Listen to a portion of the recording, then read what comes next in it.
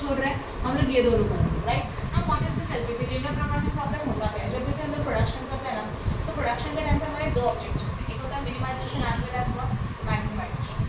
Again question में जो data दिया है वो डेटा में अगर कॉस्ट अवेलेबल है, क्या दिया हुआ है कॉस्ट, तो क्या सोचते हो प्रोडक्शन करते हो कॉस्ट मिनिमाइज होना चाहिए कि मैक्सिमाइज होना चाहिए, कॉस्ट, कॉस्ट मींस एक्सपेंसेस, तो कॉस्ट क्या होना चाहिए मिनिमाइज होना चाहिए।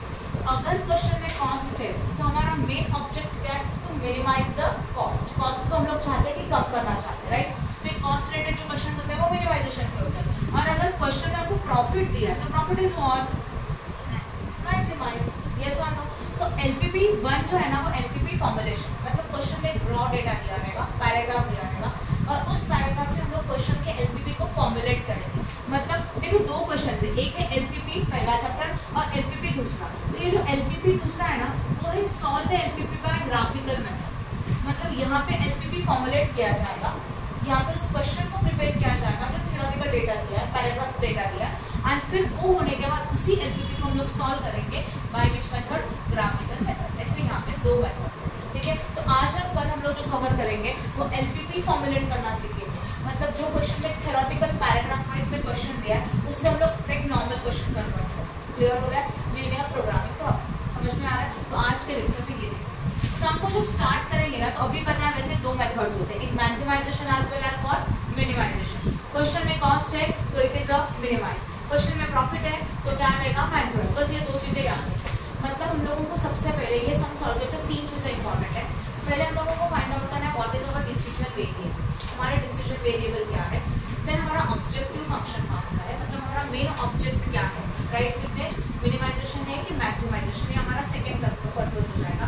And third one we have to formulate the LPP by following constraint. देखो क्या क्या बताया मैंने, पहले हम लोगों को चाहिए decision variable. What is this decision variable, जैसे कि फॉर एग्जांपल अगर हम लोग हमारी कंपनी है और ये कंपनी दो प्रोडक्ट का प्रोडक्शन करी, ए एज वेल एज बी, बराबर है। तो ये जो ए प्रोडक्ट है, ये जो बी प्रोडक्ट है, उनको हम लोग कंसिडर करेंगे डिसीजन वेरिएबल। क्या कंसिडर किया जाएगा इसको, डिसीजन वेरिएबल। तो पूरा क्वेश्चन देने का पहले आपको ये डिसीजन वेरिएबल डिसाइड करना है कि किसके बारे में हम लोग एलपीपी बनाने वाले हैं, पहला point. Second point is what, हम लोगों को हमारा ऑब्जेक्टिव फंक्शन होता है।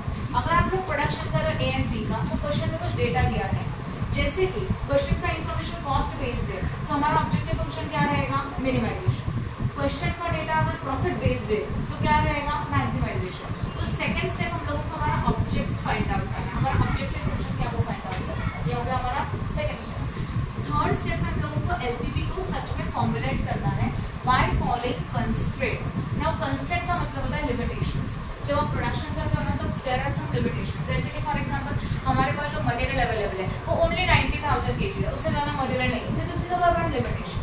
समझा, हमारे पास जब प्रोडक्शन करेंगे तो फैक्ट्रीज में कुछ लिमिटेशंस होते हैं और उन लिमिटेशन को फॉलो करके हम लोग प्रोडक्शन करते हैं। तो ये जो लिमिटेशंस है ना that is known as a constraint. क्या बोला जाता है इसको, कंस्ट्रेंट बोला जाता है। जैसे कि हमारे फैक्ट्री में एक मशीन, पूरे एक महीने में ये मशीन ओनली 30,000 आवर काम कर सकती है, बराबर है। एक पर्टिकुलर पीरियड है, पीरियड नहीं कंसिडर करते हम लोग, और उन्होंने देखे रखा है पूरे एक पीरियड में, जैसे कि 1 ईयर है, 1 ईयर में हमारा मशीन 30,000 आवर काम कर सकता है, इससे ज़्यादा काम नहीं कर सकता, बराबर ना। तो एक लिमिटेशन बना। हमारे पास लेबर काम करते हैं, लेबर का भी वर्किंग का एक आवर्स होता है, उससे ज़्यादा वो लोग काम नहीं कर सकते, तो that is again one limitation. Clear हो रहा है। तो we have to formulate LPP by following some constraint. ये कंस्ट्रेंट को फॉलो करके हम लोग एलपीपी का फॉर्मुलेट करेंगे। समझ में आया, किसी को कुछ डाउट है, क्लियर है। चलो हम लोग सबको स्टार्ट करें। Okay, now we are starting with the question number 1। इसके जो क्वेश्चंस होते हैं ना वो अलग अलग टाइप के होते हैं। पहला वाला आता है प्रोडक्शन वाले नॉर्मल प्रोडक्ट वाले सम्स है। सेकंड आता है इन्वेस्टमेंट डिसीजन वाले सम, न्यूट्रिशन बेस्ड सम्स होते हैं, एडवर्टाइजमेंट एरिया रिलेटेड सम्स होते हैं, बराबर। ये 4 हो गए। और एक 5वां कैटेगरी है जहाँ पे आपको अवेलेबिलिटी दिया ही नहीं था, कंस्ट्रेंट दिया ही नहीं था, वो भी हम लोगों को खुद को प्रिपेयर करना। क्लियर हो गया। तो इसमें 5 टाइप के अलग अलग सम्स होते हैं, ठीक है। अभी ध्यान देना। क्वेश्चन नंबर 1 देखो प्लीज, प्रोडक्ट मिक्स वाले problems. A factory manufacture 2 product, बराबर ना। A factory manufacture 2 product, product A and product B. एक फैक्ट्री है जहाँ पे कितने प्रोडक्ट मैन्युफैक्चर हो रहा है, A as well as B. To manufacture 1 unit of A, अगर हम लोग 1 यूनिट ऑफ ए प्रोडक्शन करना चाहते हैं, 1.5 machine hour and 2.5 labour hour are required. आपको ये मीनिंग समझ में आया इसका। अगर प्रोडक्ट ए का 1 यूनिट बनाना है, प्रोडक्ट ए मतलब जैसे कि एक स्केल है तो इसका 1 यूनिट मतलब 1 स्केल, बराबर ना। तो प्रोडक्ट ए का अगर 1 यूनिट का प्रोडक्शन करना है तो हमारी मशीन कितने बस के लिए काम करेगी, 1.5 hours and 2.5 hour labour hours are required. मतलब 1.5 आवर मशीन आवर्स चाहिए, 2.5 आवर लेबर आवर चाहिए manufacture and to manufacture product B. और अगर आपने सोचा कि बी का प्रोडक्शन करने का है, बराबर ना, तो उसके सिचुएशन में 2.5 machine hours and 1.5 on labor hours are required. In a month 300 machine hour and 240 laborers are available. ये हो गया रेस्ट्रिक्शन, है ना. एक महीने में हमारे पास कितने मशीन आवर अवेलेबल है? ओनली 300. मतलब 1 मंथ में हमारी मशीन 300 आवर्स से ज़्यादा काम नहीं कर सकती. There is one limitation, restriction. And जो लेबर लोग हैं वो कितना काम कर सकते हैं? Only 240 hour. तो इसी को बोला जाता है अवेलेबिलिटी. इसको भी क्या बोला जाता है? अवेलेबिलिटी. हमारा लिमिटेशन है, रेस्ट्रिक्शन है, एज वेल एज ये अवेलेबिलिटी. कितने मशीन आवर अवेलेबल है, कितने लेबर अवेलेबल है, that is known as availability. Okay, are available. Profit per unit A for 50 and B for 40. Formulate NPV. Now what is given? Profit is given or cost is given? Profit. तो अगर profit दिया तो object क्या रहेगा हमारा? Minimisation की maximisation, right. Profit रहेगा तो ऑब्जेक्ट क्या रहेगा? मैक्सिमाइजेशन. समझ में आ रहा है? मैं पूरा सम सॉल्व करके दिखाऊंगी, बस उसके ऊपर ध्यान दो जो मैं एक्सप्लेन करूँ. उस वर्डिंग को अच्छी तरह से याद करो, ठीक है. मैं सम करके दिखाऊँ. चलो करें. कंसेप्ट समझा तो बहुत ईजी सम है, ठीक है ना. सबसे पहले हम लोगों का मेन ऑब्जेक्ट होता है कि जो डेटा हम लोगों को दिया ना उससे हम लोग एक टेबल बना देते हैं. हमें प्रोडक्ट्स आते हैं A as well as one, है ना. तो हम लोगों ने यहाँ लिख दिया product A as well as product B. इन प्रोडक्ट को बनाने के लिए मशीन चाहिए, यस और नो. मशीन आवर्स चाहिए as well as labour hours चाहिए. यहाँ पे काम करेंगे तो हमारे प्रोडक्ट बन जाता है. अब सोचो प्रोडक्ट ए के लिए, ध्यान दो, प्रोडक्ट ए के लिए 1.5 मशीन आवर, है ना. तो प्रोडक्ट है यहाँ पे, मशीन आवर यहाँ पे, तो यहाँ लिखो 1.5 ना. And 2.5 labour hour for a. तो ए यहाँ पे है और ये लेबर आवर है, तो यहाँ लिखो 2.5. समझा कि नहीं समझा? जहाँ डाउट है वही मुझे बताओ. क्या किया है? देखो क्या बोला है? To manufacture 1 unit of A. ए का यूनिट बनाना है 1.5 machine hour and 2.5 labour hour. तो मशीन आवर के सामने 1.5 लिखा, लेबर आवर के सामने 2.5 लिखा. ये प्रोडक्ट ए का था, इसको लेके नीचे लिखा. यहाँ तक समझा? ओके. आगे देखो क्या बोला है. For product B 2.5 machine hour, 1.5 labour hour. तो 2.5 is what? Machine hour and 1.5 labour. ये भी लिख दिया. And in a month 300 machine hour. Machine hour कितने हैं टोटल? 300. तो क्या है? मशीन आवर है ना, तो मशीन आवर के सामने लिखना चाहिए. तो यहाँ लिखा 300 आवर्स. तो हमारी मशीन सिर्फ 300 घंटे के लिए काम कर सकती है, इससे ज़्यादा नहीं. And 250 what labour hours are available. तो लेबर आवर्स के सामने कितना लिखेंगे हम लोग? 250. ये भी समझ में आया? अच्छा ठीक है, 240 hours. I hope no doubt. Table समझा कैसे बनाया? ओके. फिर उन्होंने बोला प्रॉफिट दिया, ए के लिए 50 दिया. तो अभी ए के लिए प्रॉफिट है तो मुझे ए के नीचे लिखना चाहिए. तो ए के लिए प्रॉफिट 50 है, प्रॉफिट है तो हेडिंग लिख दो प्रॉफिट. एंड बी के लिए प्रॉफिट कितने का है? अच्छा, ये फॉर्मुलेशन समझा? ये बस गिवन डेटा से मैंने टेबल बनाया जो हम लोगों को फॉर्मुलेट एलपीपी फॉर्मुलेट करने के लिए इजी रहेगा. ये पॉइंट क्लियर हो गया. अब जब फॉर्मुलेट एलपीपी करेंगे तो सबसे पहले हम लोगों को चॉइस करने का decision variable. Okay. Decision variable वो रहेगा जिनके लिए प्रॉफिट या तो कॉस्ट अवेलेबल है. तो क्वेश्चन में किसके लिए प्रॉफिट दिया है? प्रोडक्ट के लिए दिया है, ए एंड बी के लिए प्रॉफिट दिया है ना. तो जिनके लिए प्रॉफिट या तो कॉस्ट का इन्फॉर्मेशन अवेलेबल है, that is your decision variable. उनको हम लोग एज्यूम करेंगे x1 एंड x2. तो यहाँ पे अभी लिखा जाएगा, देखो लेट आंसर में क्या होगा. Let x1 is equal to number of units of product A. ये समझा? ये क्या है? ये आवर्स है. एक मशीन का, एक यूनिट का मशीन आवर्स कितना दिया है? 1.5. मतलब एक यूनिट काम करेगा तो कितने आवर्स के लिए काम करेगा, है ना. अभी हम लोगों ने एज्यूम किया x1, ये इसके नंबर ऑफ यूनिट है. मतलब ये जो स्केल है ये एक यूनिट है. ऐसे कितने स्केल का प्रोडक्शन बनाना है तब जाके मेरा प्रॉफिट मैक्सिमम होगा. प्रॉफिट फंक्शन है ना हम लोगों का. तो वो जो नंबर ऑफ यूनिट है ना उसको हम लोग ने क्या एज्यूम किया? x1. समझा? x1 is what? क्वांटिटी. कितने नंबर ऑफ यूनिट का प्रोडक्शन करना है उसको मैंने क्या लिखा? x1 लिखा. तो x1 एज्यूम किया है, हमेशा x1 ही रहेगा. x1 is equal to number of unit of product है and x2 is equal to number of unit of product what? ये समझा लिखा हुआ? सही है. ओके. मैं पूरा सब सॉल्व करूँगी तो वापस से कंसेप्ट समझाऊंगी x1 x2 क्या होता है, तो और अच्छी तरह से क्लियर हो जाए. ये हो गया हमारा डिसीजन वेरिएबल.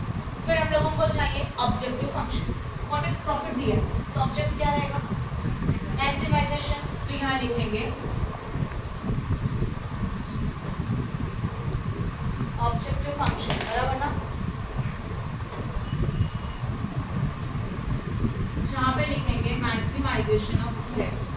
क्या लिखेंगे? Maximization of what? z। अब ये z है ना, ऑब्जेक्टिव फंक्शन कोई भी हो, इसको z लिखा जाता है। बस ये मैक्सिमाइजेशन था इसलिए मैक्स लिखा, मिनिमाइजेशन के लिए मिनिमाइजेशन, मिनिमाइज। क्लियर हो रहा है? Maximisation z। कितना प्रॉफिट चाहिए आपको? 1 यूनिट का 50 चाहिए। नंबर ऑफ यूनिट को x से एज्यूम किया, फिर प्लस दूसरे यूनिट का कितना चाहिए? 40। उसके नंबर ऑफ यूनिट को कितना एज्यूम किया? x। क्लियर है? तो हम लोगों ने ये x a को x में एज्यूम किया था एंड b को क्या एज्यूम किया था? x। समझा कैसे बना? ऑब्जेक्टिव फंक्शन हो गया।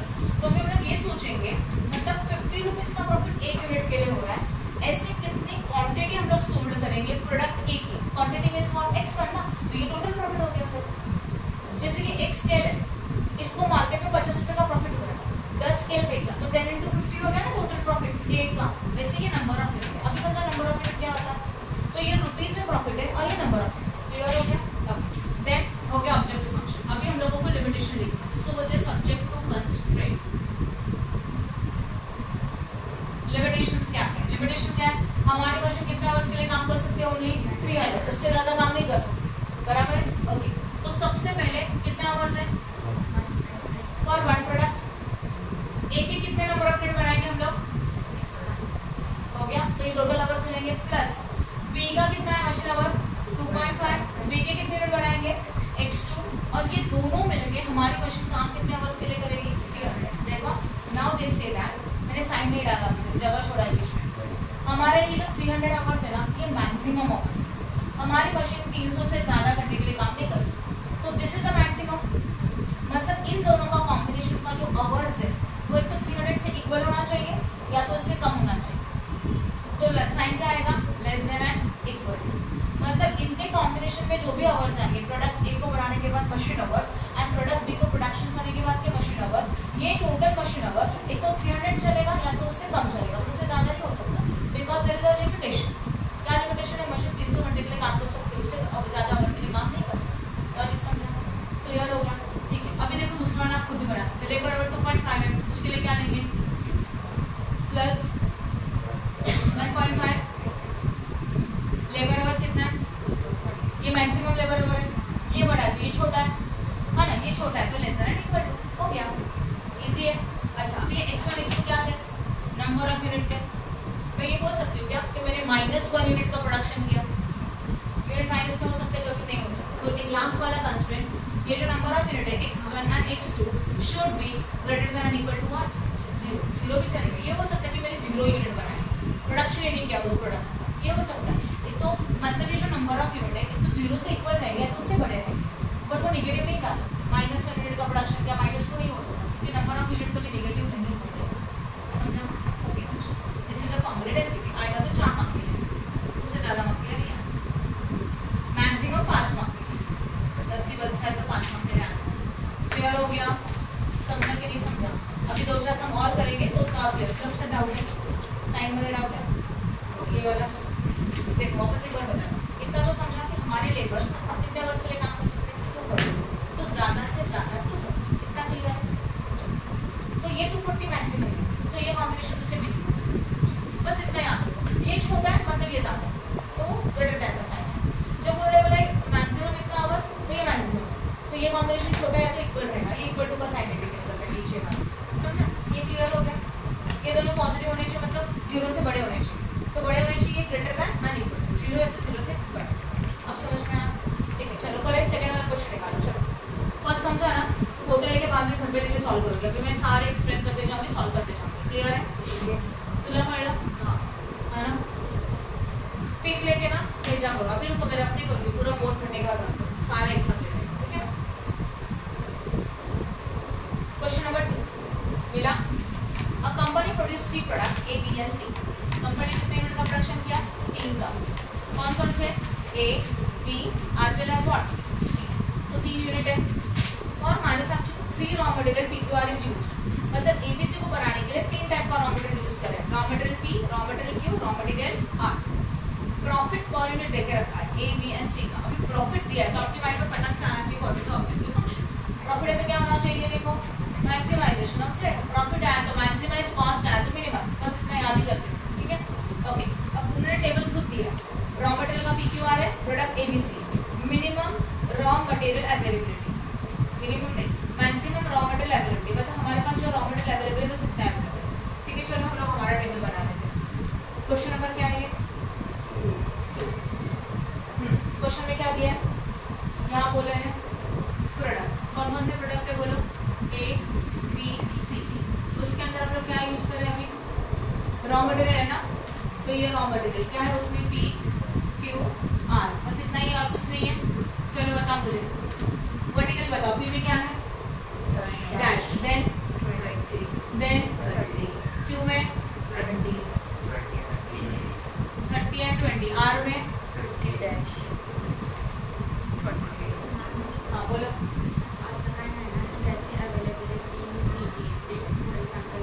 ऐसा कोई रूल नहीं है, बस आप देखो कि अच्छी तरह से जिसका अवेलेबिलिटी उसी के नीचे आना चाहिए, वो हॉरिजॉन्टल है तो या तो वो वर्टिकल है तो कोई फर्क नहीं पड़ता, समझा? मतलब ये जो यूनिट है ना A B, इनको मैंने ऊपर लिखा ना, इनको भी यहाँ पे भी लिख सकते, तो ऊपर मशीन पर लेबर लिख सकते हो, बस आप टेबल अच्छी तरह से केयरफुली रीड करके बनाओ, ठीक है। इसलिए मैंने चेंज नहीं किया, मैंने एज इट इज लिखा, ये थोड़ा अपोजिट लिखा हुआ, ठीक है।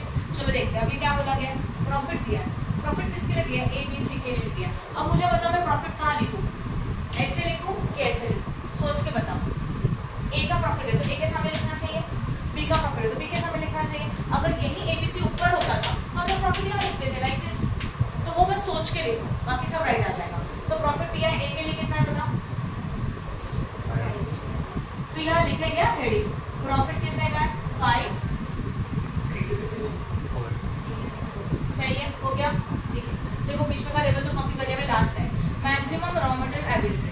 रॉ मटेरियल कौन है? PQR है, तो इसको P के नीचे लिखना चाहिए कितना unit?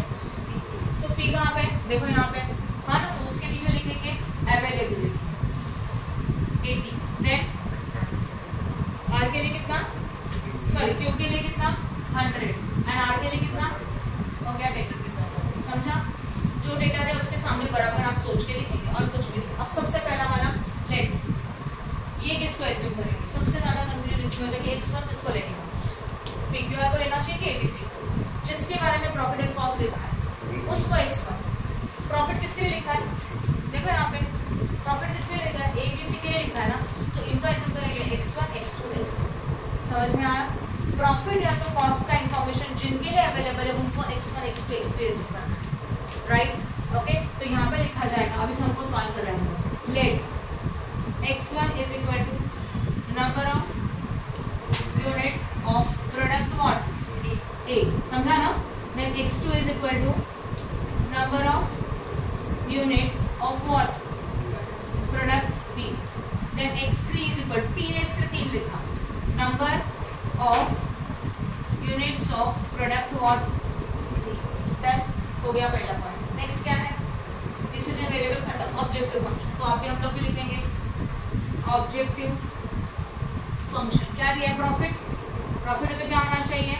Maximisation of Z, compulsory यही वर्डिंग आता है, ओके Z। ओके, अब इसका इक्वेशन बनाएंगे। अभी हमने इसको X1 लिखा था ना, पेंसिल से लिख के रखो इसको, X1 X2 X3। अभी मैक्सिमाइजेशन प्रॉफिट लिखना चाहिए X1, मतलब A का प्रॉफिट कितना है? 5 के साथ क्या लिखेंगे? X1 प्लस क्या है? 3 है ना, इसके लिए क्या लिखेंगे? X2 प्लस 1 4, उसके लिए क्या लिखेंगे? हो गया, अब समझना है श्रद्धा? कुछ कंफ्यूजन नहीं है? हो गया ऑब्जेक्टिव फंक्शन। अब क्या चाहिए? क्या हो गया श्रद्धा? लिमिट नहीं है, सब्जेक्टिव कंस्ट्रेंट, लिमिटेशन। क्या लिमिटेशन? सी अवेलेबिलिटी मतलब लिमिटेशन होता है। उन्होंने बोला है ना मैक्सिमम रॉ मटेरियल कितना अवेलेबल है? P का 80 यूनिट, उससे ज़्यादा भी अवेलेबल नहीं, उतने भी प्रोडक्शन करने का, राइट? अब इसको कैसे लिखें? सब्जेक्ट टू कंस्ट्रेंट में ये देखो, अभी X1 X2 X3 के लिए इक्वेशन बनेगा। पहले X1 X2 इनको एज्यूम किया था, तो ये और ये लिया और इसके साथ लिया, हाँ या ना? अभी X1 X2 X3 है तो एक इक्वेशन में तीनों आना चाहिए, क्लियर है? तो अभी लेंगे, यहाँ कुछ है क्या? नहीं है, तो छोड़ दो। अभी यहाँ पे कितना है?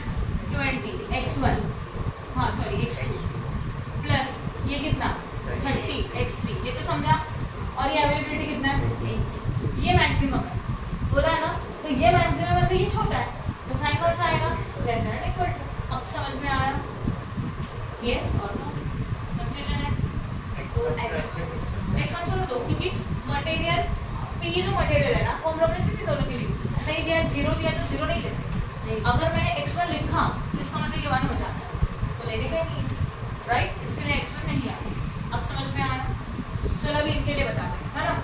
x1 x2 x3 आना चाहिए। इसमें पहला कौन है 20x1 plus 1 30x2 plus 1 20x3 और ये कितना है 100 है। ये क्या दिया है मैक्सिमम दिया। देखो क्वेश्चन में बोला है मैक्सिमम रॉ मटेरियल अवेलेबल, बोला है ना मैक्सिमम, तो अगर ये मैक्सिमम मतलब ये बड़ा है तो ये उससे छोटा है तो इक्वल है, तो साइन कौन सा आएगा less than and equal to. समझ में आया? आफ्टर दैट बोलो, वो देखो 50x1 ये वाला है ना, यहाँ कुछ नहीं छोड़ दो, और व्हाट 40x3 और इसके लिए कितना दिया है 150। अगर ये मैक्सिमम है तो less than and equal to. Then समझा कि नहीं? बोलो, देखेंगे ना, ये समझा। इसको बोलते हैं non negativity constraint. Non negativity मतलब ये इंडिकेट करता है कि हमारे नंबर ऑफ यूनिट नेगेटिव नहीं है। लिख दो, क्या लिखेंगे x1, x2, x3 should be greater than equal to what. हो गया, समझा? इजी है। Okay good. अभी सेकंड वन क्या अभी करेंगे हम लोग। थर्ड में नहीं दिया था, मत करो इसको, बहुत बड़ा है। फोर्थ, अभी फोर्थ इन्वेस्टमेंट डिसीजन है, तो न्यू कैटेगरी स्टार्ट हो रहा है। ये दो समझा अच्छी तरह से। न्यू कैटेगरी स्टार्ट करूँ, ऑब्वियसली टाइम कम है इसलिए हम लोग एक दिन में सारा कैटेगरी शुरू कर रहे हैं, तो ऑप्शन नहीं है मेरे पास। ओके, और चाहिए कि इस कैटेगरी का एक बार दूसरा सम समझा अच्छी तरह से। बाद में प्रैक्टिस के लिए मैं दे दूँगी, तुम को चाहिए एक्स्ट्रा प्रैक्टिस के लिए, तो उनके टेक्स्ट में मार्क करके बोलते ना। हाँ, फोटो ले लो इसका। चलो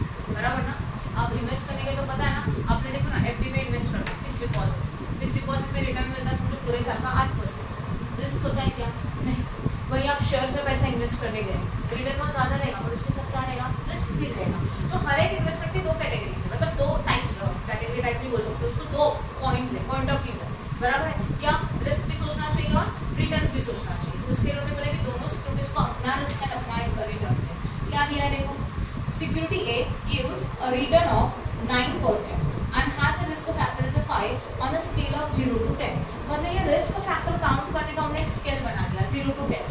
0 मतलब लोअर रिस्क, 0 का मतलब क्या होता है लोअर रिस्क।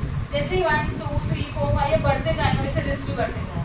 तो सिक्योरिटी ए में रिस्क कितने का है 5, बराबर है। हमने बस देख के रखा है कि सिक्योरिटी ए में रिस्क 5 का है और रिटर्न कितने का है 9%। यस और no. And a security B gives a return of 15%, but risk factor is what 8. वहाँ पे रिटर्न 15% का, but रिस्क भी कितने का 8 का। ठीक है, तो दोनों इन्वेस्टमेंट का क्या क्या अवेलेबल है, risk as well as returns. Okay, अब मुझे एक बात बताओ, जब रिटर्न्स दे के रखा है तो हमारा ऑब्जेक्टिव फंक्शन क्या रहेगा, मैक्सिमाइज की मिनिमाइज। रिटर्न्स, आप इन्वेस्टर हो, आप इन्वेस्ट करो, आप क्या सोचते हो कम रिटर्न मिलना चाहिए कि ज़्यादा रिटर्न मिलना चाहिए, ज़्यादा, तो व्हाट मैक्सिमाइज। क्लियर? तो यहाँ पे भी क्या आएगा, इन्वेस्टमेंट में भी ऑलवेज, इसमें तो कभी मिनिमम हो ही सकता, always maximize investment options. Clear हो रहा है? Okay, total amount to be invested, कितना इन्वेस्ट करना चाहते हो total 5 lakh, A and B दोनों को मिलकर 5 लाख। रिस्क क्या क्या रिस्क का जो दिया है ना उन्होंने बस देके रखा है कि ए के लिए रिस्क 5 का है, बी के लिए रिस्क 8 का है। ये ऐसे इक्वेशन बनाने के लिए काम आएगा और कुछ भी नहीं। ठीक है ना, आगे देखो टोटल अमाउंट कितना इन्वेस्ट करना चाहते हो 5 lakh. Total minimum return on the investment should be 12%। Total return है, हम लोग किसमें इन्वेस्ट कर रहे हैं, इन्वेस्टमेंट ए एज वेल एज बी, है ना। इन दोनों का रिटर्न मिनिमम 12% होना चाहिए, उससे कम नहीं। क्लियर हो रहा है, हमारा एक लिमिटेशन है कि मिनिमम 12 होना चाहिए, उससे ज़्यादा मिनिमम 12 होना ही चाहिए, उससे कम रिटर्न हम लोग एक्सेप्ट नहीं करेंगे। And maximum combined risk, combined मतलब दोनों का मिलके, ए एंड बी दोनों का मिलके risk should not be more than 6, और दोनों का मिलके दिया है ना नीचे पैराग्राफ में। टोटल अमाउंट ऑफ इन्वेस्टेड के बाद देखो 5 लाख के बाद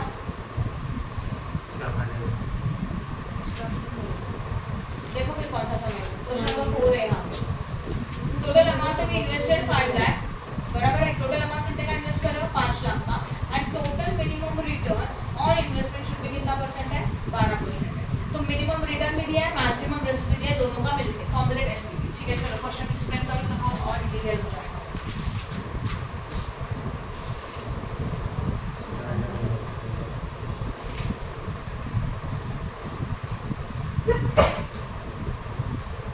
सबसे पहले इन्वेस्टमेंट करेंगे, तो वो जो इन्वेस्टमेंट कर रहे हो वही हमारा डिसीजन वेरिएबल रहेगा, हाँ या ना, समझा।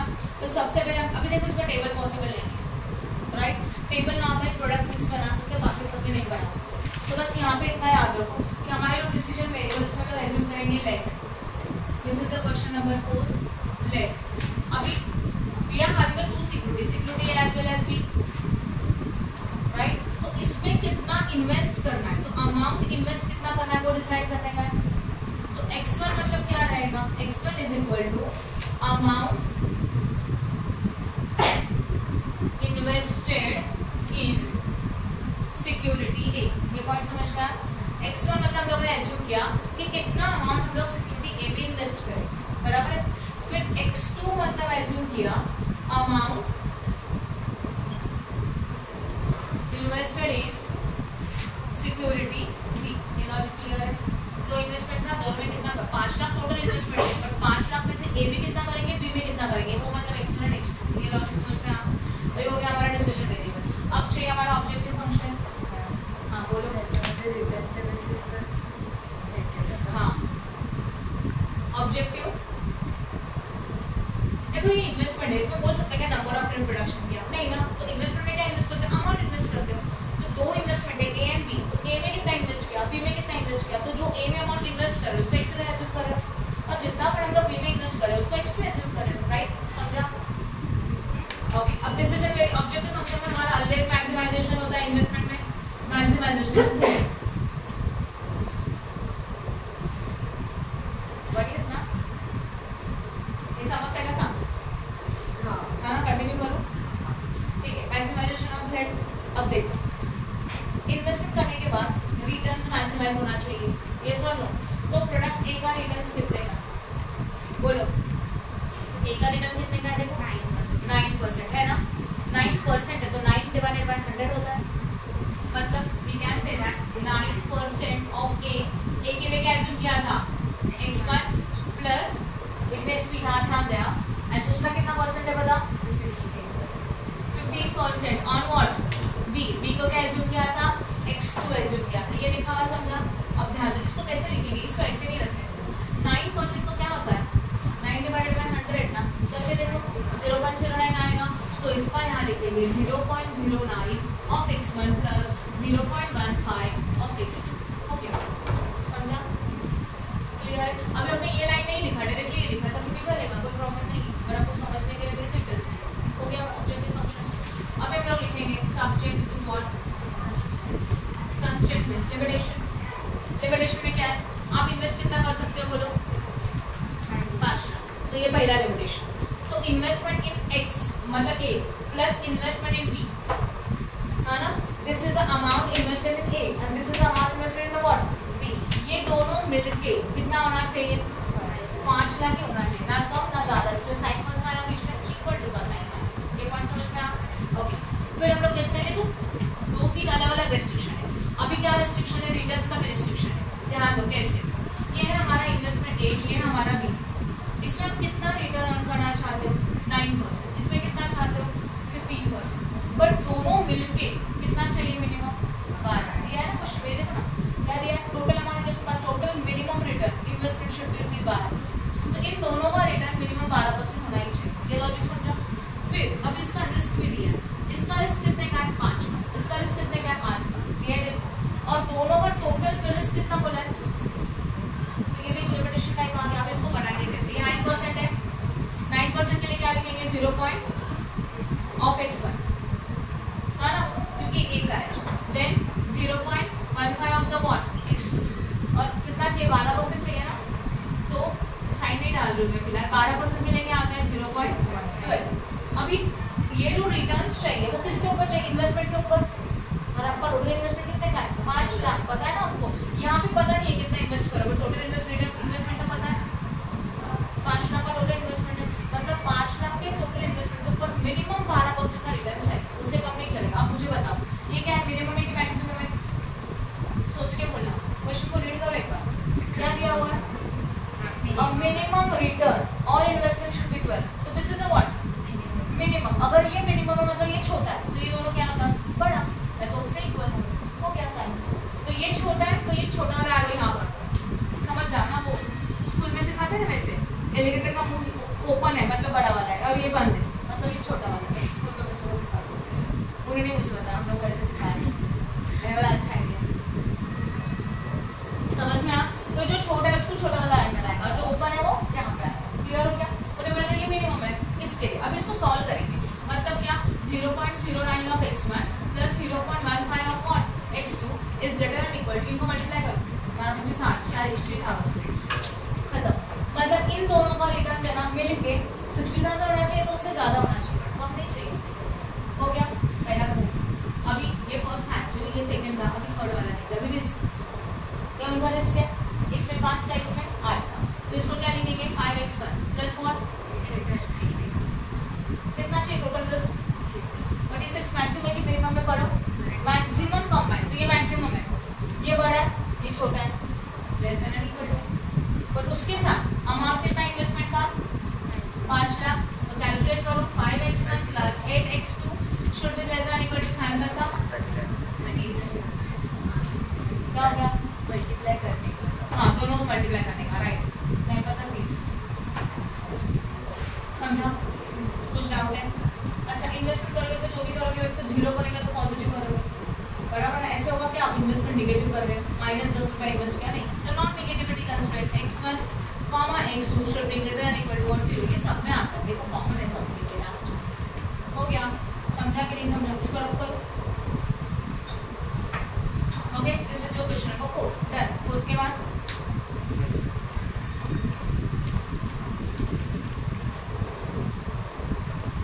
चलो करते हैं फिर वाला, ऐसा ही थोड़ा एक्स्ट्रा है बस। ये इन्वेस्टमेंट का सेकंड क्वेश्चन, ओके करो स्टार्ट। मिस्टर अक्षय वाला समय प्लीज चेक कर लो, आपके बुक में भी वही है क्या, चले झाले तो चैप्टर ऑलमोस्ट खत्म होने को आया, 2-3 दिन में question. Okay now we are starting with the question number 5। This is again the what investment sum. Mister Akshay want to invest 2 mutual fund A and B, तो 2 इन्वेस्टमेंट है, कौन कौन सा है, A as well as what B. His total investment is rupees 10 lakh, उसका total मतलब जो यहाँ पे 5 लाख था वो यहाँ पे कितना लाख है 10 lakh. Not more than 7 lakh will be invested in single fund, this is a new point, मतलब उनका क्लियर है कि किसी भी एक इन्वेस्टमेंट में 7 लाख से ज़्यादा इन्वेस्ट नहीं होना चाहिए। तो अगर देयर इज वन लिमिटेशन, आप म्यूचुअल फंड ए में इन्वेस्ट करोगे तो 7 लाख या तो उससे कम, बी में करोगे तब भी 7 लाख या तो उससे कम, बट 7 लाख से ज़्यादा इन्वेस्टमेंट किसी भी एक इन्वेस्टमेंट में नहीं किया जाए। इसके बाद fund A gives a return, fund A return दे रहा है हम लोगों को, कितने का रिटर्न दे रहा है 15% का, okay, and B gives a return what 20%। Risk factor rating to the scale of 0 to 10 are, A के लिए 4 एंड बी के लिए 8, same risk return both is given. Minimum desired return is a 17.5%, कितना minimum return चाहते हैं आप लोग 17.5, and this is a total return. बोला क्या ए का बी का कुछ नहीं, ये टोटल है, और ए का बी का रिटर्न ऊपर देके रखा है, एंड मैक्सिमम टॉलरेबल रिस्क, और रिस्क कितना देके रखा है 6 for mister Akshay. Formulate the what L P. चलो करें स्टार्ट। सबसे पहले इन्वेस्टमेंट का समय, तो डिसीजन वेरिएबल में आएगा amount invested in mutual fund A and mutual fund B. Question number 5 let by x1 is equal to amount invested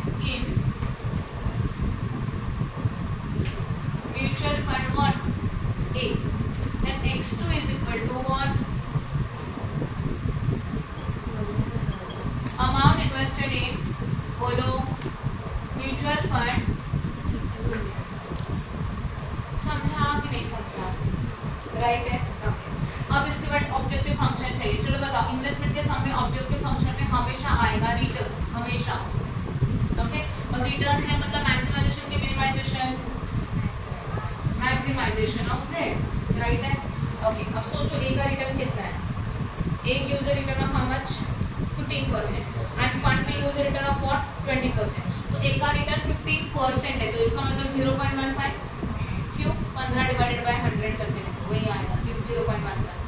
and ए के लिए हो गया, एंड बी के लिए कितना? 20। अब बोर्ड पे ध्यान दो, ये x1 हुआ plus 0.2 of the what? x2, बस इतना ही।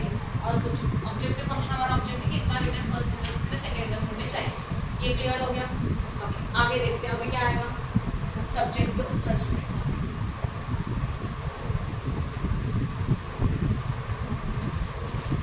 उसमें देखो क्या क्या दिया है।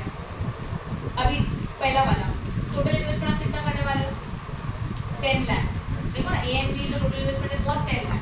तो टोटल इन्वेस्टमेंट अगर 10 लाख है तो x1 मतलब ए में क्या होगा? Amount invest. x2 मतलब amount invested in the B is equal to what?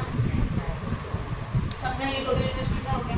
किसी एक में 7 लाख से ज्यादा नहीं हो सकता, किसी एक में बोला है ना, तो ध्यान, किसी एक में मतलब मैंने 1 ले लिया। अब लिमिट कितना बोला है? ये x1 7 लाख से ज्यादा नहीं हो सकता, तो 7 लाख बड़ा है, ये छोटा है, तो लेस देन एंड नॉट। मतलब यहाँ पे जब पैसा इन्वेस्ट करेंगे म्यूचुअल फंड ए में, एक तो वो 7 लाख रहेगा या तो उससे कम रहेगा, उससे ज्यादा नहीं हो सकता। समझा? Similar for the second one, third one x2, और कितना इन्वेस्ट कर सकते हैं? 7 लाख है तो उससे कम। समझा ये दोनों? अभी आएगा थर्ड वाला, फोर्थ वाला रिटर्न्स। रिटर्न्स मतलब ये वाला है ना, कितने का रिटर्न्स कमाना चाहते हैं फर्स्ट में से? 0.15 of x1 plus 0.2 of what? x2, and sign नहीं किया हम लोगों ने। कंबाइंड रिस्क कितने क्या देखो जरा। मिनिमम डिजायर्ड रिटर्न 17.5, जरा बोर्ड पे ध्यान दो। 17.5% मतलब 0.175, 17.5 अपॉन 100 किया तो मुझे मिला 0.175। ये समझ में आया है ना? अभी दिस इज अ व्हाट? क्या बोला? मिनिमम है कि मैक्सिमम पढ़ो रिटर्न्स के सामने? नहीं, रिटर्न्स, रिटर्न। ये 17.5 का है, ठीक है, मिनिमम है ना। मिनिमम डिजायर्ड रिटर्न आज 17.5 एंड मैक्सिमम वो आगे का है, बट रिटर्न्स कितने का है? मिनिमम है। तो अगर ये मिनिमम है मतलब ये छोटा है, तो ये क्या होना चाहिए? बड़ा। तो साइन क्या आएगा? Greater than equal to. समझा कि नहीं समझा? और ये रिटर्न्स किसके ऊपर? इन्वेस्टमेंट के ऊपर। इन्वेस्टमेंट कितने का था? 10 लाख का। सही है, तो इसका कैलकुलेशन होगा 0.15 of the x1 plus 0.2 of the x2 is greater than equal to, करो, 1,75,000। समझा? क्लियर है? अभी रिस्क कितना है देखो जरा। एक का रिस्क ऊपर देखे रखना है, देखो ए का कितना है? 4 है, बी का कितना है? 8 है, तो 4x1 प्लस 8x2, यस है ना। एंड टोटल रिस्क कितना बोला है? 6, तो इसको 6 लिखा। अब ये मिनिमम है कि मैक्सिमम है? मैक्सिमम। ये बड़ा है, मैक्सिमम मतलब ये बड़ा है, तो ये छोटा है, बट ये 6 किसके साथ? इन्वेस्टमेंट के साथ। तो अब क्या बनेगा? 4x1 plus 8x2 is less than equal to 60 lakh. अब देख रहे हो पैटर्न से ही इन्वेस्टमेंट, तो हर एक क्वेश्चन का एक पैटर्न होता है। प्रोडक्ट वाला है तो वैसे, इन्वेस्टमेंट वाला है तो ऐसे। डन? हाँ, तो उन्होंने एनीवन, तो 2 इन्वेस्टमेंट है, तो अगर आपने किसी एक इन्वेस्टमेंट है तो वो x1 में भी हो सकता है या तो x2 में भी हो सकता है। मतलब अगर म्यूचुअल फंड 1 में इन्वेस्ट करोगे तो 7 लाख है तो उससे कम, म्यूचुअल फंड बी में भी तो इन्वेस्ट कर सकते हैं ना, तो वो भी 7 लाख है तो उससे कम, उससे ज़्यादा नहीं हो सकता। इस पर दोनों के लिए लिखा है। समझ में आया? क्लियर हो गया? 5th हो गया। नेक्स्ट क्वेश्चन कौन सा बोला बताओ? ऐसे 6 वाला 9 वाला है। समझते हैं? एक काम करते हैं, 6 वाला अपना साइड पर, अब हम लोग जाते हैं 7th वाला भी साइड पर, डाइट वाले पे जाते हैं। नहीं इजी है, थोड़ा 2-4 बार करो, डाउट आएगा तो बताओ ना, मैं बता दूंगी ना। एक बार ट्राई तो करो घर पे जाके। इसमें आपको डाउट क्या है मुझे बताओ, क्या टफ लगा? क्या किधर डालना है, कैसे डालना है? क्वेश्चन को आप रीड करोगे। इन्वेस्टमेंट प्रोजेक्ट में क्या होता है? टोटल अमाउंट ऑफ इन्वेस्टमेंट होता है, पहला पॉइंट। ओके, अभी इन्वेस्टमेंट करोगे, देखो 3 चीजें आपको फाइंड आउट करना है। अभी ध्यान डाउट रहेगा तो ध्यान दो, मैं वापस बता रहा हूँ।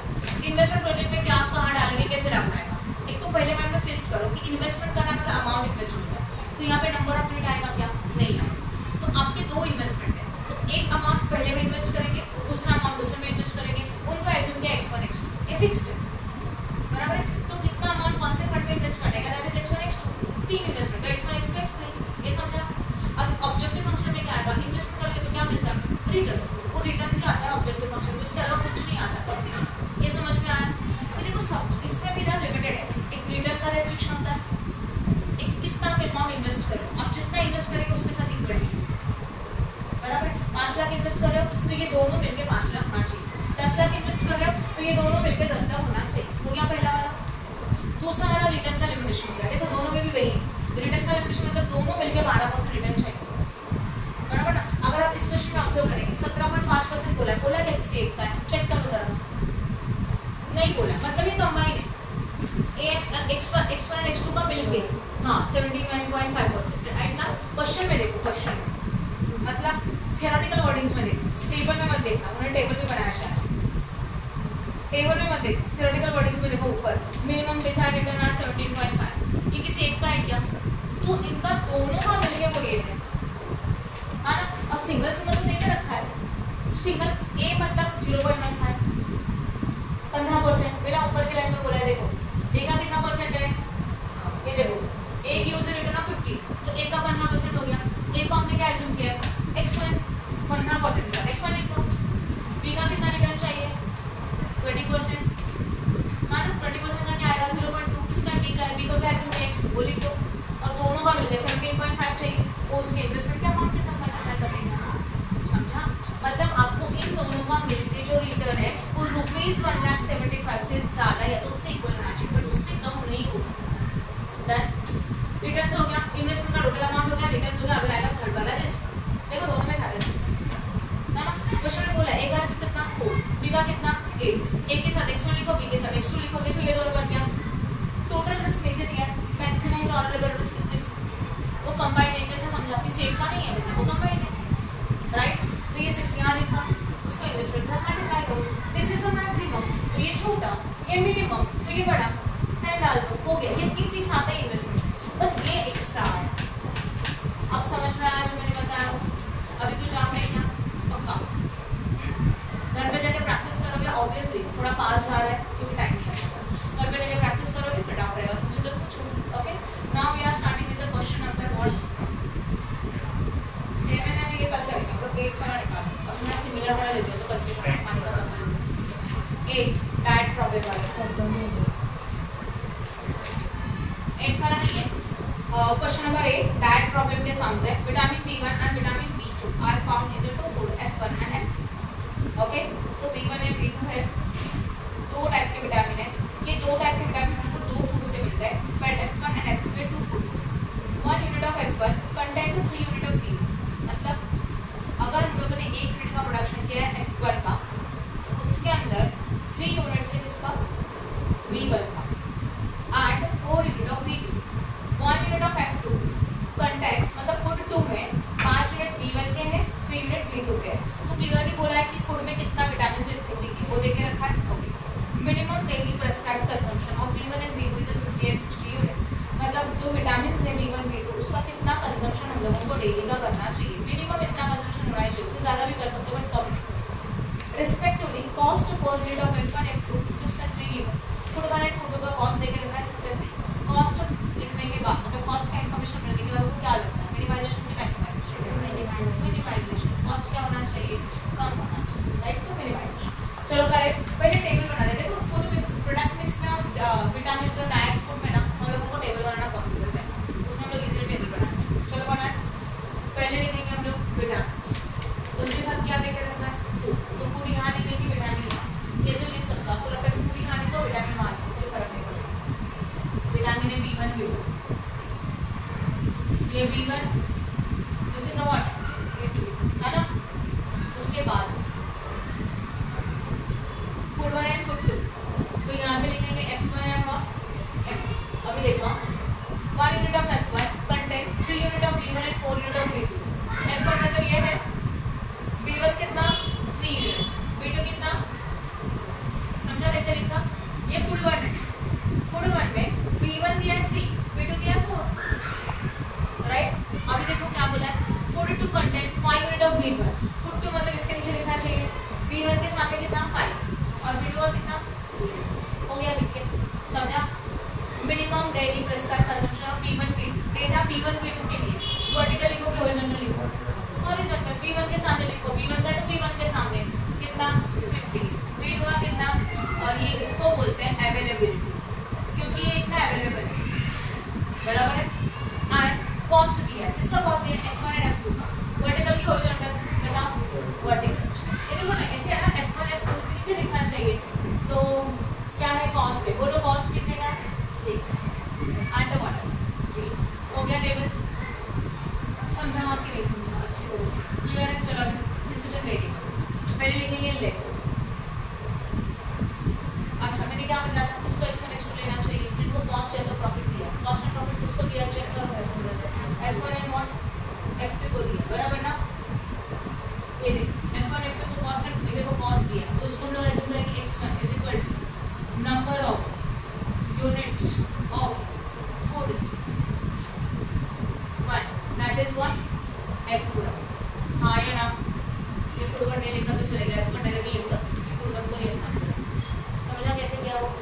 अभी x2 is equal to number of unit of F2, मतलब जब हम लोग फूड कंज्यूम करेंगे तो कितना फूड कंज्यूम करना चाहिए, वो मतलब F1 एंड F2। ये लॉजिक समझा। अब क्या आएगा, ऑब्जेक्टिव फंक्शन मिनिमाइजेशन की मैक्सिमाइजेशन, तो मिनिमाइजेशन ऑफ z, z का z ही रहेगा, बस मैक्सिमाइजेशन रहेगा तो m/x, मिनिमाइजेशन रहेगा तो m/n, राइट। इज इक्वल क्या x6 ना, 6 के साथ क्या लिख दो x1 प्लस 3x2 हो गया। 6 and 3 कॉस्ट में काम मिनिमाइज होना चाहिए कॉस्ट। अब सब्जेक्ट टू कंस्ट्रेंट में क्या आता है, लिमिटेशन। क्या लिमिटेशन है वो देखते हैं। चलो पहला ये देखो, ये एक्चुअली लिमिटेशन है ना, और इसको मैंने x1 एज्यूम किया, इसको x2 एज्यूम किया, तो एक इक्वेशन में x2 x1 दोनों आना चाहिए। तो ये कितना है 3 x1 प्लस ये लिखा हुआ समझा, और इसका लिमिटेशन कितना है 50। बट देखो 50 मिनिमम की मैक्सिमम है, क्या बोला है minimum daily prescribe consumption for B1 B2 is 50 60। तो अगर ये मिनिमम है मतलब ये मिनिमम है तो ये छोटा है तो ये बड़ा है, ये दो पार्ट है, ये मिनिमम है मतलब ये मैक्सिमम है, और ये बड़ा है मतलब ये छोटा है। समझा, उस तरह से साइन तक पुट कर। अभी अगला भी वही 4x1 plus 3x2 and what 60, ये मिनिमम है, this one is the maximum and negativity constant x1 x2 should be greater than equal to what, ये फिक्स्ड ऑलवेज। समझा, हो गया खत्म, 8 वाला खत्म। नाउ नेक्स्ट वन 9 नहीं दिया मैंने, 9 का फोटो रहेगा ना आपके पास, चलो 9 भी कर लेंगे, है ना 9 का फोटो, 9 भी कर लेगा, थोड़ा एक सम एक्स्ट्रा हो जाएगा।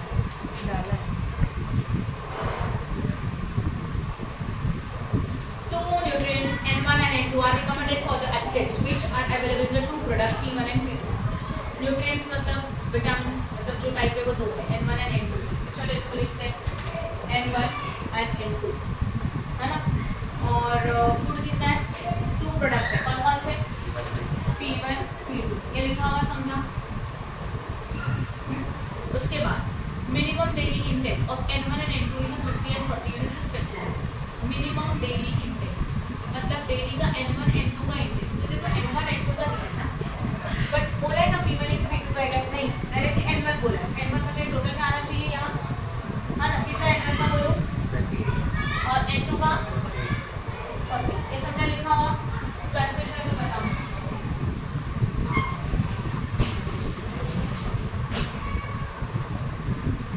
हाँ याद ध्यान दो प्लीज, इसको बोलते हैं अवेलेबिलिटी। क्या बोला जाता है इसको, इतना हमारे पास अवेलेबिलिटी है, N1 N2 का देके रखा है and respectively cost for 1 unit of P1 P2 is 100 and 150 respectively। तो P1 P2 का कॉस्ट देके रखा है, तो P1 P2 है, इसके लिए कुछ है क्या नहीं, तो P1 का यहाँ लिखेंगे कॉस्ट कितना 100 and 150 हो गया कॉस्ट भी।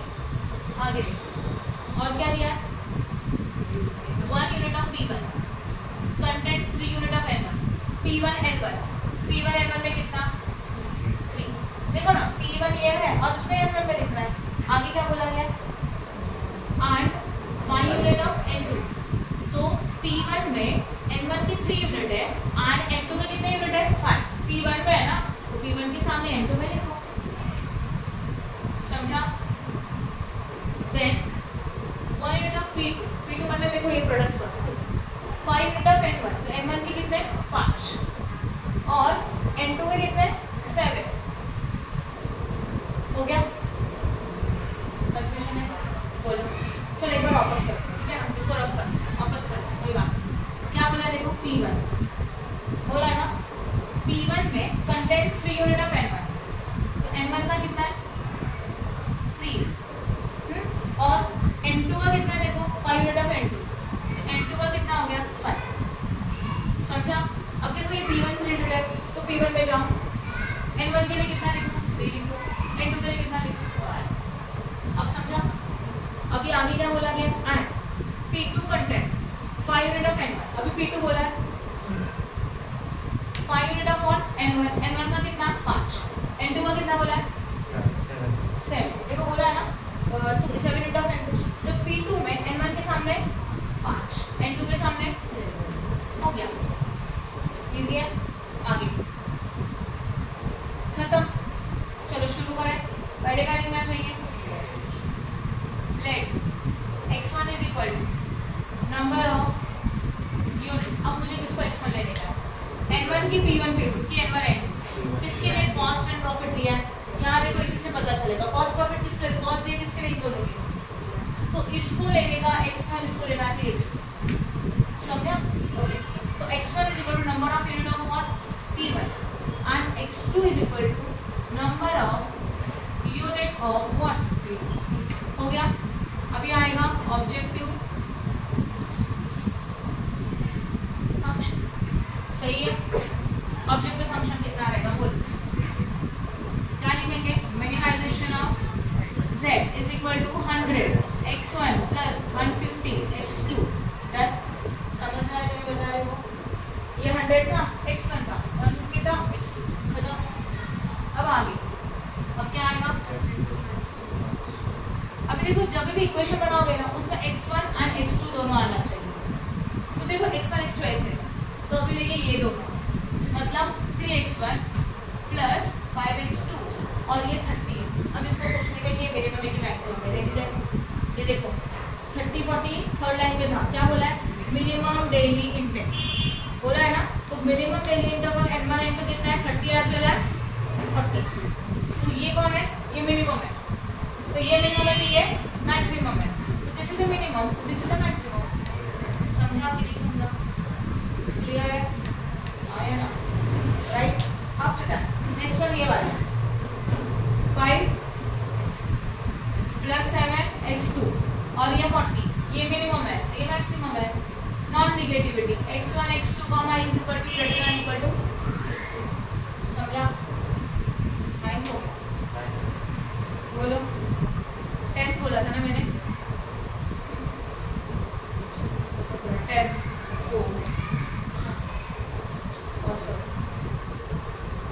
okay, now we are starting with the question number 10. A manager at oil company wanted to find the optimal mix of the two blending processes.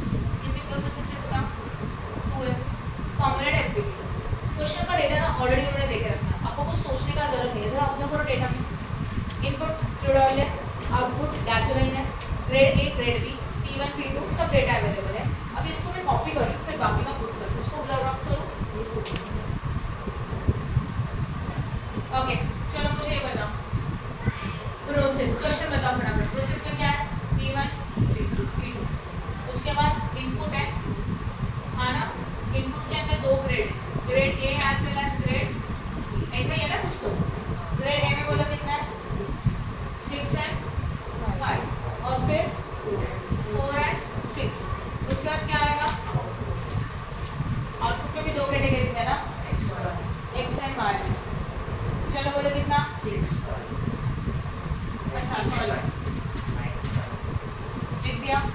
अब नीचे का डेटा देखो क्या है, प्रॉफिट पर ऑपरेशन, मतलब ये जो P1 P2 है ना वो प्रोसेस 1 है प्रोसेस 2 और उसका प्रॉफिट देखे रखा है, तो मुझे प्रॉफिट उसके सामने लिखना चाहिए, तो P1 का प्रॉफिट मुझे उसको वहाँ लिखना होगा, कितना प्रॉफिट है बता, तो यहाँ पे मैंने और एक कॉलम बनाया प्रॉफिट, P1 के लिए 4000, P2 के लिए, ये समझा।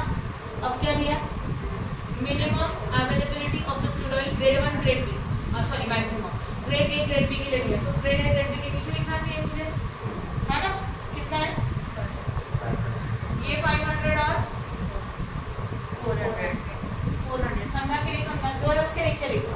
अब क्या x एंड y है 300 एंड 200, तो x एंड y के नीचे कितना 300 है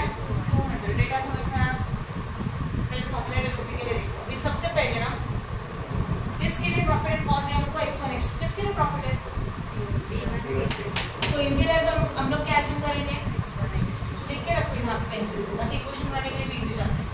now let x1 is equal to, ये प्रोसेस है तो इसको नंबर ऑफ प्रोसेस लिखा जाएगा, number of process of what P1, and x2 is equal to what number of process of what P2। Then फिर आता है ऑब्जेक्टिव फंक्शन, ऑब्जेक्टिव फंक्शन वो प्रॉफिट है हमारा, तो क्या बनेगा maximization of z is equal to 4000 of x1 plus 5000 of what x2। Then इसे कुछ डाउट है क्या? खत्म। अभी क्या आ जाएगा, अभी ध्यान दो जरा बोर्ड में।